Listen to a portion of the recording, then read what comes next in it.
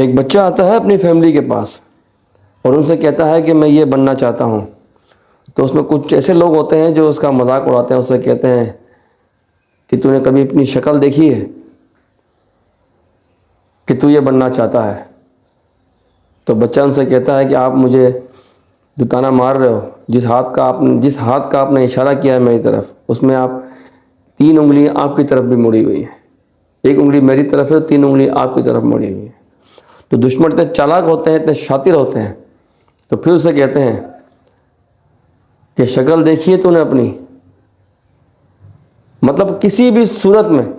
آپ کو لوگ ڈی موٹیویٹ کریں گے، آپ کی بے عزتی کریں گے، آپ کا مذاق اڑائیں گے، آپ کو ڈی گریڈ کریں گے۔ آپ وہ سفر ہی کیا، وہ زندگی ہی کیا جس میں دشمن نہ ملے، جس میں تیروں پہ تیر نہ چلے، کمر پر نیزے نہ چلے، لوگوں کی باتیں نہ ہوں، لوگوں کی رسوائیاں نہ ہو، لوگوں کے تانے نہ ہوں۔ میں جب تو سفر میں شروع کرے گا، تجھے دشمن ہی دشمن ملیں گے، دوست نہیں ملیں گے۔ کیوں کہ ہر کوئی چاہے گا کہ یہ شخص، یہ بچہ، یہ لڑکا آگے نہ بڑھ پائے۔ جو ہم نہیں کر پائے وہ یہ کر گیا تو خاندان میں اس کا نام ہو جائے گا، گھر میں اس کا نام ہو جائے گا، علاقے میں اس کا نام ہو جائے گا، کیونکہ وہ اپنی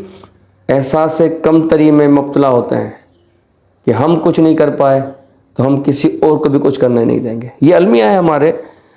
ہماری قوم کا، ہمارے ملک کا، کہ ہم کسی کو بھی آگے بڑھنے دینا نہیں چاہتے، اپنی حکمرانی چاہتے ہیں، چاہے وہ کسی بھی طرح کی ہو۔ ہمیں پتہ ہو کہ ہم جاہل ہیں، ہم اس عہدے کے، اس رتبے کے، اس فرم کے، اس کمپنی کے، اس سیٹ کے اہل نہیں ہیں، لیکن پھر بھی ہم نے اسی سیٹ پر، اسی عہدے پر بیٹھے رہنا ہے، اسی منصب پہ بیٹھے رہنا ہے۔ ہم نے وہ منصب چھوڑنا نہیں ہے کہ ہم چھوڑ دیں گے تو دوسرا آگے سے بہتر کر دے گا۔ اسی لیے بیٹا، تجھے لوگ آگے جانے نہیں دیں گے۔ دشمن نہ ہو کسی بھی کام میں تو کام کا مزہ ہی نہیں آتا، اور یہی دشمن تجھے سکھاتے ہیں۔ لیکن اس وقت تو نے لوگوں کی، جب تو اپنا سفر شروع کرے گا نا زندگی کا، تو اس میں تجھے رکاوٹیں ہی رکاوٹیں ملیں گی۔ ہر شخص تجھے بے عزت کرے گا، تانے دے گا، تجھے ڈی موٹیویٹ کرے گا، لیکن تو نے اپنا ایک مقصد چن لینا ہے۔ ایک بار سکون سے بیٹھ کر اپنا موٹیو، اپنا مقصد، اپنا گول طے کر لے کہ تو نے یہی بننا ہے، اور یہ جو مقصد تو طے کر رہا ہے، یہ مقصد پرماننٹلی ہونا چاہیے۔ آج تو 2024 سے بیٹھا ہوا ہے، تجھے پلاننگ 2060 کی کرنی ہے، تیری ایج کے حساب سے دیکھنا ہے کہ تیری ایج کیا ہے۔ زندگی موت اللہ کے ہاتھ میں ہے۔ ہر انسان پلان کرتا ہے آگے بڑھنے کا، وہ مقصد چوز کر جو 30 سال بعد بھی وہ مقصد تجھے فائدہ دے۔ یہ نہیں کہ وقتی طور پر لوگوں کو دکھانے کے لیے، لوگوں میں شو بازی کرنے کے لیے، لوگوں میں اپنا ایک کیا بولتے ہیں اسے، روب ڈالنے کے لیے، ٹیمپرری نہیں، ٹیمپرری مقصد نہیں، پرماننٹ مقصد جس میں تو کچھ بن جا، اس مقصد کو چوز کر لیں۔ اس کے بعد تیری جنگ شروع ہو جائے گی۔ آپ اس جنگ کے اندر تو اکیلا ہوگا، تیرے دوست نہیں ہوں گے تیرے ساتھ۔ دوست چھوڑ دے، تیرے اپنے تیرے ساتھ نہیں ہوں گے۔ سب سے بڑے دشمن تیرے اپنے ہوں گے جو تجھے آگے بڑھنے نہیں دیں گے، جگہ جگہ تجھے ذلیل کریں گے، کسی نہ کسی بہانے سے، کسی نہ کسی بات سے تجھے ذلیل کریں گے، تانے دیں گے، کیونکہ جب تم کام اپنا سفر شروع کرے گا غلطی کرے گا۔ جب انسان غلطی کرے گا تو لوگ اس چیز کو پوائنٹ بنا کر تجھے گیدرنگ میں، گھر میں، فیملی میں، دعوتوں میں، شادی بیاہوں میں تجھے اس کا بہانہ کر کے تجھے وہ ذلیل کریں گے، کیونکہ وہ جانتے ہیں کہ جو مقصد سے چوز کیا ہے اس مقصد میں اگر یہ کامیاب ہو گیا تو یہ ہم سے آگے نکل جائے گا، اور جو ہم نہیں کر سکے وہ یہ کر جائے گا، خاندان میں نام ہو جائے گا، فیملی میں نام ہو جائے گا، محلے میں نام ہو جائے گا، علاقے میں نام ہو جائے گا، یہ فیمس ہو جائے گا، پاپولر ہو جائے گا۔ پھر گر کے اٹھ، پھر چل، لوگ گرانے آئیں گے، کسی نہ کسی بہانے سے گرائیں گے۔ پھر دیکھ تیرے ساتھ جب تو بالکل اکیلا ہوگا، ٹوٹ جائے گا، مقصد سمجھ کے بالکل بکھر جائے گا، لوگوں کے تانوں سے، لوگوں کی ضلالت جو تجھے دے رہے ہوں گے اس سے، جب تو ٹوٹ کر بالکل بکھرا ہوا ہوگا اس وقت تیری کامیابی کا سفر اسٹارٹ ہوگا۔ میری بات کو دھیان سے سن، یہ سب گزری ہے میرے ساتھ، اس لیے میں تجھے بتا رہا ہوں۔ یہ جوش، یہ جوانی کا جوش، یہ ڈرامے، یہ فلمیں، یہ ڈائلاگ بازی، یہ سب میں نے صحیح ہے، لیکن اصل زندگی کے مقصد ہی کچھ اور ہوتا ہے، اصل زندگی کی مار ہی کچھ اور ہوتی ہے،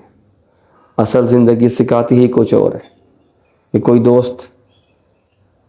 کوئی رشتہ دار کام نہیں آتا۔ جب تو ایک دم ٹوٹا ہوا ہوگا نا، ہر شخص تجھے ہر جگہ سے مار رہا ہوگا، چاروں طرف سے تو تجھے مار پڑ رہی ہوگی،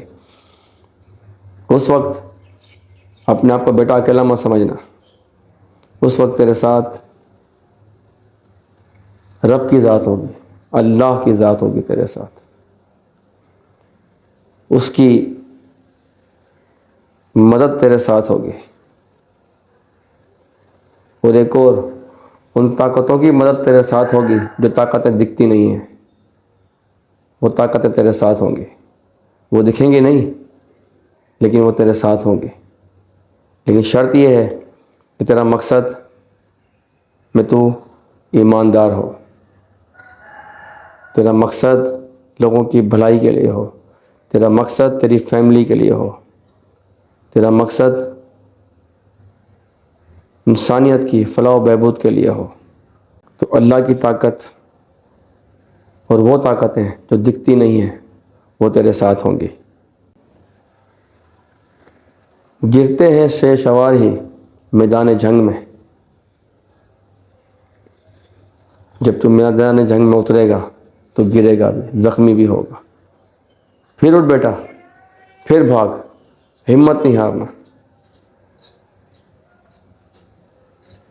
ڈرنا مت لوگوں سے، تنہائی سے، اکیلے سے مت ڈرنا۔ جو ہوا چلتی ہے نا، یہ تجھے اونچا اڑانے کے لیے چلتی ہے،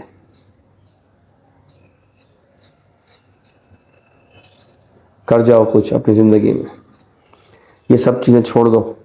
فالتو گیدرنگ، فالتو دوست یار۔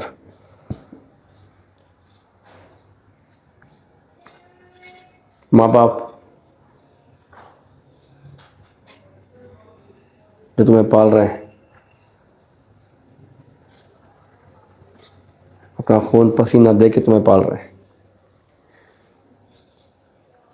اپنی چمڑی بیچ دیتے، اپنی چمڑی بیچ دیتے ہیں تمہاری خاطر۔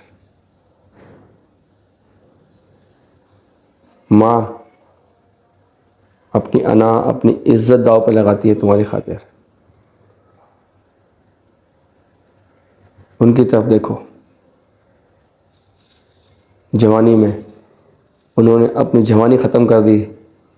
تمہیں بڑا کرنے کے لیے، تم اپنی جوانی ختم کر دو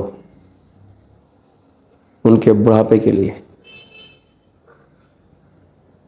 تب تو زندگی کامیاب ہے تمہاری، ورنہ دنیا کی ضلالت، دنیا کی بے عزتی، دھتکار تمہارا مقصد، دنیا کی بے عزتی، دنیا کی دھتکار، دنیا کی گالیاں تمہارا مقصد ہوں گی۔ ویڈیو بنانے کا مقصد یہی ہے کہ آج کل کے نوجوانوں کو کسی بھی لحاظ سے موٹیویٹ کر سکوں. کسی ایک بچے نے میری بات سمجھ لی اور وہ کسی قابل ہو گیا تو میں سمجھوں گا کہ میری ویڈیو بنانے کا مقصد پورا ہو گیا. Thank you. اللہ حافظ.